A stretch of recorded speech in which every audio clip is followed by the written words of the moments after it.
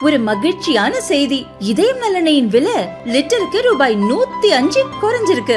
September 2023ல 1 litre இதயம் நலனையின் அதிகபட்ச விலை ரூபாய் 503. ஆனா இப்ப 1 லிட்டர் இதயம் நலனையின் விலை ரூபாய் 398 மட்டும்தான் தமிழ்நாட்டுல.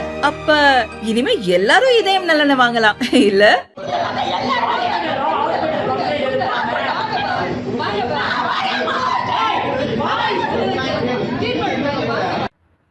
சிவகங்கை மாவட்டம் காரைக்குடி மாநகராட்சி மேயராக முத்துதுரை உள்ளார். மாநகராட்சி ஆணையராக சித்ரா உள்ளார். காரைக்குடி மாநகராட்சி அலுவலகத்தில் ஜூனியர் அசிஸ்டண்டாக பணியாற்றி வருபவர் ஷர்மிளா பர்வீன், வயது 34. கவுண்டரில் அமர்ந்து வரி வசூலிக்கும் பணியை ஷர்மிளா செய்து வருகிறார். இவர் இன்று காலை பணிக்கு வந்தார். திடீரென அலுவலகத்தின் முன்புறம் அமர்ந்து தர்ணா போராட்டத்தில் ஈடுபட்டார். ஆணையர் சித்ரா அதிக பணிச்சுமை அளிப்பதாகவும் அது பற்றி கேட்டால் நடவடிக்கை எடுப்பேன் என மிரட்டல் விடுப்பதாகவும் குற்றம் சாட்டினார். ஷர்மிளா பர்வீனின் திடீர் போராட்டத்தால் ஊழியர்களிடையே பரபரப்பு ஏற்பட்டது. விஷயத்தை கேள்விப்பட்டதும் ஷர்மிளாவின் கணவரும் அலுவலகத்துக்கு சென்றார். அப்போது திடீரென ஷர்மிளா தனது கையை கத்தியால் அறுத்து கொண்டார். ரத்தம் கொட்டியதால் துணியை வைத்து சக ஊழியர்கள் கட்டுக்கட்டி விட்டனர். ஷர்மிளாவின் செயலால் ஒட்டுமொத்த ஊழியர்களும் அதிர்ச்சி அடைந்தனர். மருத்துவமனைக்கு வரும்படி போலீசாரும் சக ஊழியர்களும் கூறிய போதும் ஷர்மிளா கேட்கவில்லை. ஆணையர் சித்ரா மீது தொடர்ந்து புகார் கூறியபடியே இருந்தார்.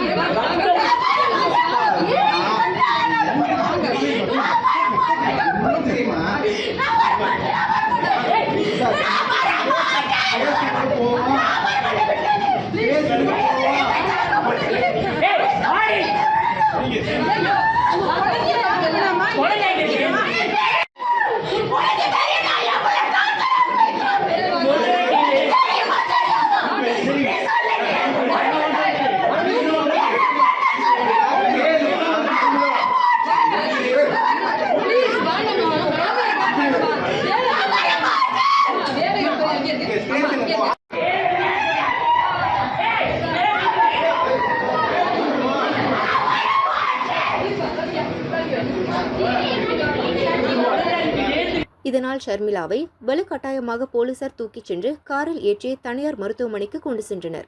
அங்கு அவருக்கு டாக்டர்கள் சிகிச்சை அளிக்கின்றனர்.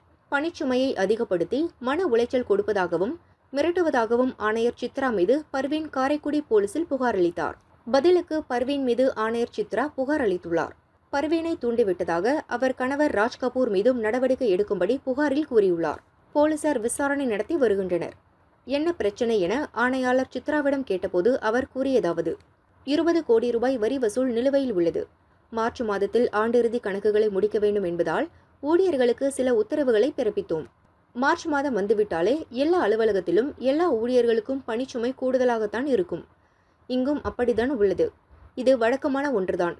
இதை புரிந்து கொள்ளாமல் என் மீது நடவடிக்கை எடுக்க வைக்க வேண்டும் என்பதற்காக ஷர்மிளா பர்வீன் தற்கொலை முயற்சி நாடகத்தை அரங்கேற்றியுள்ளார்.